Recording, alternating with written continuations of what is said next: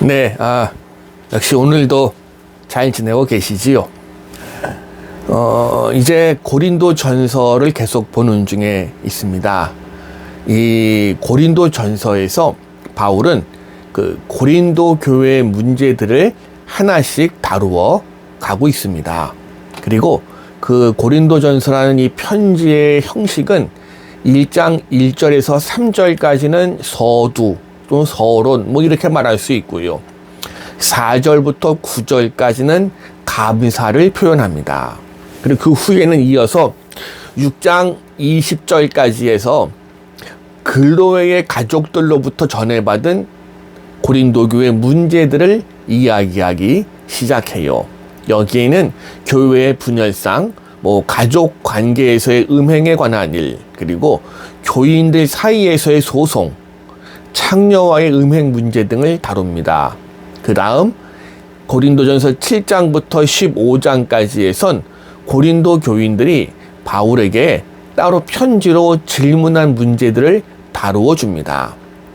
여기에는 이제 결혼이나 이혼, 독신의 문제, 우상에게 바쳐진 재물에 대한 문제, 예배드릴 때의 질서, 그리고 그러니까 이 예배드릴 때의 질서라는 말이 조금 그렇긴 한데 당시 머리에 쓰던 이 너울 같은 거, 또는 성만찬 문제, 성령의 은사 등에 대해 다루고요.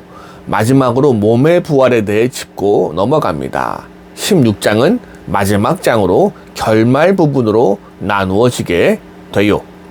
이 고린도 교회에서 다루고 있는 고린도 교회의 문제들에 대한 바울의 응답들을 자세히 살펴보면 그 배후에 놓여있는 큰 주제가 있음을 발견할 수 있습니다.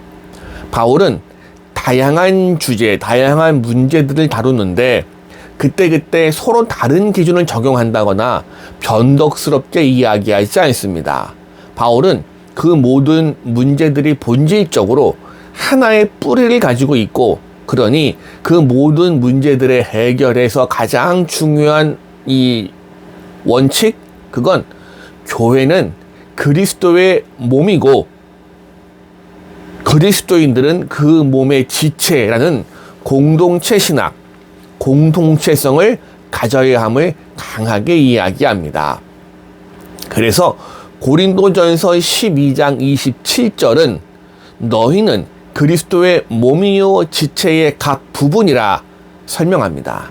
바로 이 설명, 이 선언을 위해서 바울은 고린도전서 12장 12절부터 26절까지 충분한 설명을 하고 있고, 그러니 사실 시간만 충분하면 오늘 이 고린도전서 12장 12절부터 26절을 지나 이 너희는 그리스도의 몸이요 지체의 각 부분이라는 27절까지 함께 읽었으면 딱 좋겠습니다만, 그건 이 영상이 끝난 후 여러분의 숙제로 남겨두도록 하겠습니다.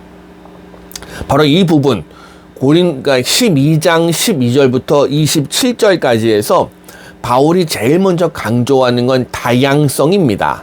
마치 우리네 몸의 모든 기관들이 그 중요성과 기능에 있어서 각기 다르듯이 공동체의 구성원들도 그들이 받은 성령의 은사에 따라서 그 중요성과 기능은 다르기 때문입니다. 그런데 재미있는 건 바울은 이 설명을 하면서 이른바 모든 은사가 평등하다 이런 이야기하지 않습니다. 그는 더 귀한 지체도 있고 덜 중요한 지체도 있음을 분명히 이야기해요. 그래서 12장 26절에선 첫째는 사도요, 둘째는 선지자라, 셋째는 교사요, 그 다음은 능력을 행하는 자요, 이렇게 설명을 하기도 합니다. 그러나 이렇게 은사가 평등하지 않다는, 그러니까 은사의 불평등함, 이건 하나님이 동시에 극복해 주심도 이야기합니다. 우선 왜요? 그 모든 은사는 내가 잘나서 받은 게 아니고요, 전적으로 하나님의 뜻에 의한 것이기 때문에 그렇습니다. 하기야 그분의 주권에 대해서 내가 뭐라고 왈가왈부할 수 있겠습니까? 그저 우리는 그분의 뜻을 받아서 성실히 수행하는 게 우리네 믿는 사람들의 할 일이기 때문이지요. 따라서 나에게 이 큰 은사를 주셨으니 내가 잘난 놈이야. 자랑할 것도 없고, 나한테는 이렇게 별 볼 일 없어 보이는 은사를 주셨지? 항변할 수도 없고, 이런 겁니다.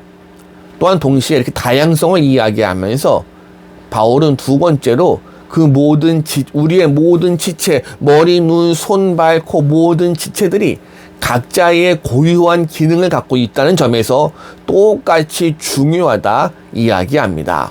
그러니 다양한 지체들은 서로 우열을 가르기 위해서 다툴 이유도, 저 은사가 더 좋아 보인다고 시기할 이유도 없이 몸 전체의 기능을 이루기 위해 협력하는 게 당연함을 이야기합니다.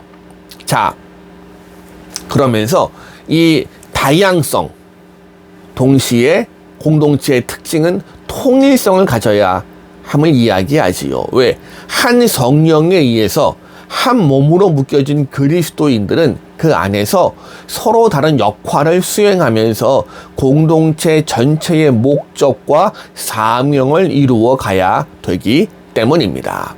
이 일을 위해서 각자에게 주어진 은사는 우리의 각 지체 자신의 이익과 목적을 위해 주어진 게 아니고 이 몸 전체의 목적을 위해 주어졌다고 보는 게 옳고요. 이렇게 될 때 다양성에 근거한 통일성이 이루어지게 될 것입니다. 그래서 교회는 각각의 지체들의 고유한 기능과 권리가 보장되지만 동시에 스스로 자발적으로 희생하고 양보함으로써 공동체 전체의 공동선을 이루어가는 것이 신앙 공동체다 이야기합니다. 자, 그런데 이게 잘 되었으면 굳이 바울이 고린도 전서를 고린도 교회에 써 보낼 이유가 없었겠지요. 바울은 고린도 전서에서 고린도 교회의 모든 문제들이 바로 여기에서 시작됨을 지적합니다. 모든 지체들이 스스로 자신의 권리를 양보하고 공동체의 공동선을 위해 희생하려고 하는 게 아니라 오히려 자기의 권리 주장을 소리 높여 외치고 자신을 높이 내세우려고 하고 자신보다 못한 사람에 대한 어떤 배려도 없다는 걸 이야기해요. 이게 고린도 교회의 문제의 근원이었고, 따라서 바울은 고린도 교인들이 이제라도 다시금 그들의 공동체성을 회복하기를 요청합니다. 이게 바로 고린도 전서 전체에 걸쳐 흐르고 있는 큰 흐름이라고 할 수 있는데요. 이 주제는 이미 고린도 전서 서두의 감사 부분, 그러니까 고린도 전서 1장 4절에서 9절 안에 암시적으로 표현되어 있기도 합니다. 학자들은 바울의 편지에서 이 감사의 부분은 그 서신서의 총 주제를 넌지시 암시하는 역할을 하고 있다고 이야기합니다. 그리고 고린도전서의 감사 부분에서도 바울은 고린도 교인들이 이미 많은 성령의 은사를 받았음을 확인하고 그것에 대해서 그들을 칭찬하기도 합니다. 그러면서 그는 5절에서 모든 언변과 모든 지식을 강조하는데, 이건 이 당시 고린도 교회 교인들이 갖고 있던 그리스 철학적인 배경, 그리고 영지주의적인 경향 등등을 암시하는 이야기이기도 합니다. 자, 그러니 이런 영향력 아래에 있던 고린도 교인들은 모든 은사들 중에서도 특히 월등한 지식, 뛰어난 언변, 영적인 말, 대표적으로 방언 같은 은사를 중요하게 생각했고요. 그런 은사를 가진 사람들은 우쭐해 했습니다. 바울은 이 고린도전서의 감사 부분에서 일단 그런 것들을 인정하고 넘어갑니다. 그리고 이어서 동시에 바울은 하나님이 왜 그런 은사를 그들에게 주셨는지에 대해서 설명을 해요. 고린도전서 1장 9절에서 1장 9절입니다. 너희를 불러 그의 아들 예수 그리스도 우리 주와 더불어 교제하게 하시는 하나님은 미쁘시도다 이야기하면서 친교를 이야기합니다. 바울에게 있어서 친교는 단순히 개인적인 교제의 의미를 훨씬 넘어섭니다. 공동체 안에서의 친교는 기본적으로 공동체를 전제로 하잖아요. 믿음 안에서 예수 그리스도와의 친교로 부르심 받은 저와 여러분, 그건 동시에 신앙 공동체의 책임 있는 일원으로 부름받은 것이기 때문입니다. 그러니 이 거룩한 친교 안에 있는 사람들은 공동체의 공동선을 위해 일해야 될 책임이 있다 없다? 있다. 그러니 그들이 자랑하는 그 모든 은사들, 그들의 자랑거리나 권리를 위해 사용되는 게 아니라 결국 그것들은 그들의 신앙 공동체, 교회를 세워가는 일에 이바지해야 된다는 게 가장 중요한 원칙임을 천명합니다. 이 원칙은 고린도 교회의 문제들을 그가 다루면서도 공통적으로 적용돼요. 대표적인 게 고린도전서 6장 1절로 8절에 있는 소송의 문제가 있습니다. 성령의 세례를 통해서 하나의 신앙 공동체로 묶인 바 된 고린도 교회인데, 교인들이 서로 싸우다가 심지어 세상 법정으로 가서 시시비비를 가리게 됩니다. 이건 공동체의 선보단 각자의 이익을 더 우선시하는 사고방식의 결과였지요. 그래서 바울은 이 사건에 대해서 6장 7절에서 왜 차라리 불의를 당해주지 못하느냐, 속아주지 못하느냐 탄식을 하기도 하는 겁니다. 또 고린도전서 8장 1절부터 11장 1절까지 길게 이어진 내용이 무엇인가 하면 우상에게 바쳐진 제물에 대한 문제입니다. 이 당시 고린도 지역에는 당시 그리스의 모든 도시들이 그랬듯이 많은 이교 신전들이 들어와 있었습니다. 이 신전들에선 자주 그들의 신에게 제사들이 행해졌는데 그때 많은 양의 짐승들이 도살되기 마련입니다. 그리고 이렇게 도살된 짐승들이 많으니 고기가 많겠지요. 그 고기의 일부는 제사 때 잔치를 하면서 소비돼요. 그러나 또 그 중에 일부는 시장에 풀려서 팔리기 마련입니다. 그러다 보니 일반 소비자들의 입장에선 시장에서 파는 이 고기가 이방 신에게 드려졌던 고기인지 아닌지 구분할 수가 없네요.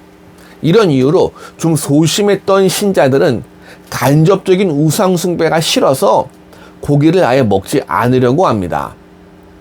그러나 고린도 교인들 중에는 이른바 소위 지식이 있다, 영적으로 뛰어나다, 나는 믿음이 강해, 자부하는 사람들은 시장에 나와 있는 고기를 가리지 않고 먹는 것은 물론이고, 어떤 이들은 심지어 그들 이교 제사 의식에 참여해서요, 그들 신전에 들어진 재물을 나누어 먹는 걸 거리낌 없이 행하기도 합니다. 이렇게 되자 그들의 이 자유로운 모습이 상대적으로 신앙이 좀 약하다 여겨지는 사람들에겐 거리낌이 되고 맙니다. 그리고 이 문제가 결국 고린도 교인들을 분열시키고 말았네요. 바로 이 문제에 대해서 바울은 또다시 공동체의 대원칙, 다양성과 통일성은 결국 공동체의 공동선을 위해 사용되어야 함을, 그리고 그 공동선은 어떻게 서로 사랑함으로 이루어짐을 강조합니다. 그래서 고린도전서 8장 1절로 3절은 이렇게 기록합니다.